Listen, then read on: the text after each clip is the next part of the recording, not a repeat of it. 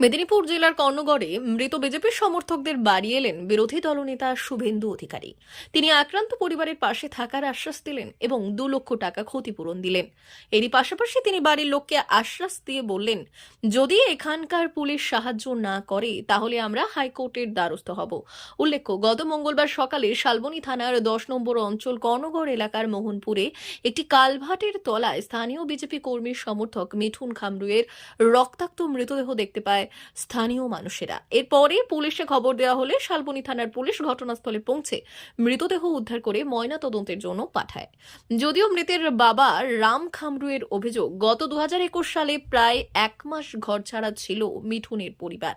পুলিশের সহযোগিতায় বাড়ি ফিরলেই চলতো শাসক দলের হুমকি। তারপরই মঙ্গলবার এই ঘটনা। এদিন শুভেন্দু অধিকারী পরিবারের সঙ্গে দেখা করার পর সাংবাদিকদের মুখোমুখি হলেন। তারপর তিনি বললেন, তাদের কর্মী মিঠুন খামরুই একনিষ্ঠ বিজেপি কর্মী ছিল। সে 2018 পর থেকে ঘর ছাড়াও ছিল।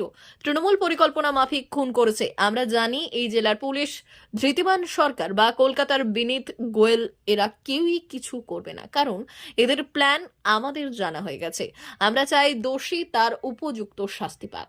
পুলিশ কিছু করবে না। আমি এখানকার পুলিশের সেটআপ জানি তো, এরা তৃণমূল কংগ্রেসের ইন্টারেস্ট হ্যাম্পার্ড হবে এমন কোনো কাজ এরা করবে না। আর এর মার্ডারের পিছনে তৃণমূলের লোকরা যুক্ত। এবং কাঞ্চন এখানে 2021 সালের সময় থেকে তার নেতৃত্বে লুম্পেন বাহিনী এই পুরো এলাকাটাকে সন্ত্রস্ত করে রেখেছে। পুলিশ কিছু করবে না। পুলিশ না করলে কিভাবে পুলিশকে করাতে হয় এবং খুনিরা চিহ্নিত হয়। যদিও মৃত বিজেপি কর্মীর বাবা রাম খামরুই বললেন, এই ঘটনার পর থেকে আমরা আতঙ্কে রয়েছি। আগেও আতঙ্কে ছিলাম। এর আগেও আমার ছেলেকে এরা বিভিন্ন কারণে মারধর করেছে এই শাসক দল তৃণমূল। আমাদের পুলিশের ওপর কোনো ভরসা নেই। যদিও তিনি বিরোধী দলনেতা প্রসঙ্গে বললেন, আজ এসেছিল শুভেন্দু অধিকারী এবং সাহায্য করে গেছে। আমরা দোষীর উপযুক্ত শাস্তি চাই এবং এর শেষ দেখতে চাই। আজকে শুভেন্দু অধিকারী এসেছিল। কি বললেন উনি? উনি বললো যে তোমারটা আমরা ফিরিয়ে দিতে পারবো না, আর পুলিশও কোনো টেবিল নেবে না।